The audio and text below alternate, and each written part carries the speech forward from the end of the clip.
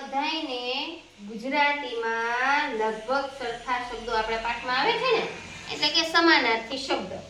એક શબ્દના ઘણા બધા શબ્દો હોય, અર્થ થતા હોય, બરાબર. અને ચિત્રની અંદર 4-5 એના શબ્દો લખેલા છે. તો આ TLM થી આપણને નવા શબ્દો જાણવા અને શીખવા પણ મળશે. ઘણા બધા છે, બરાબર. ચિત્ર છે, જોઈએ. ઝાલટાણું, ગોધુલી, સાંધ્યા અને સાંજ. ખાટ, હિંડોળો, ચૂલો.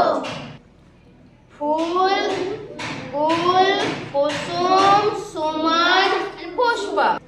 સખા, દોસ્ત, ભાઈબંધ અને ભેરું. પાસ, સદન, ગૃહ અને નિવાસ. મેહુલો, વર્ષા, મેય, કાનન, રાન અને વાયવા. રાન અને કાનન આવ્યા ને. આંખના બીજા લોચન, ચક્ષુ, નયન ને કાંઠો છે.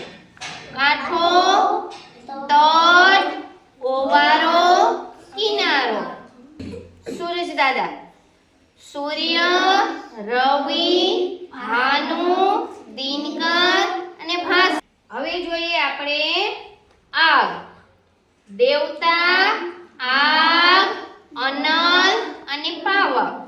આપણે કહીએ ને તો માતા, જનેતા, જનની, માં. નું ચિત્ર છે. સૂરજ દાદા ઉગતા હોય. પ્રભાત, પરોઢ, ઉષા અને સવાર. પતંગિયું, પતંગિયું, પરવાના, ફૂદુ અને તિતલી.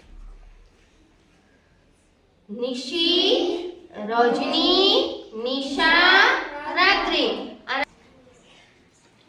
આકાશ, આકાશ, વ્યોમ, આગ, અંબર અને ગગન. અંબર પણ કહેવાય. આ નવા બધા શબ્દો છે. પૃથ્વી, પૃથ્વી, દુનિયા, જગ, જગત અને વિશ્વ. જોઈ છે ને. ભભૂત, રાગ, વિભૂતિ, ભસ્મ અને ભભૂતિ. પક્ષીનું પક્ષી, પંખી, વિહગ અને ખર. પર્વત, ગીરી, ટેકરી અને ડુંગર. ચાલો, આ અરીસો છે. ચાલો, મિરર, આઈના, પ્રતિબિંબ અને દર્પણ છે ને. તો પૃચ્છા, સવાલ અને પ્રશ્ન. શેનું ચિત્ર છે? નિશાળનું. ચાલો, એને પાઠશાળા, વિદ્યાલય, નિશાળ અને શાળાનું ચિત્ર છે. તરુવર, વૃક્ષ, ઝાડ અને તરુ. આપણે જેને પેડ કહીએ છીએ, કહીએ ને. આ ચાંદાનું ચિત્ર છે. ચંદ્ર, ચાંદ, મયંક, શશી. એનું આ લખો છો. ચાલો, ઉજળું, શ્વેત, શુક્લ અને ધવલ. નીર, જળ, વારી અને પાણી. અને નીર પણ કહેવાય. વેરી, રીપુ, અરી અને દુશ્મન. વાહિની, આપગા, તટીની અને સરિતા. આ શબ્દો છે.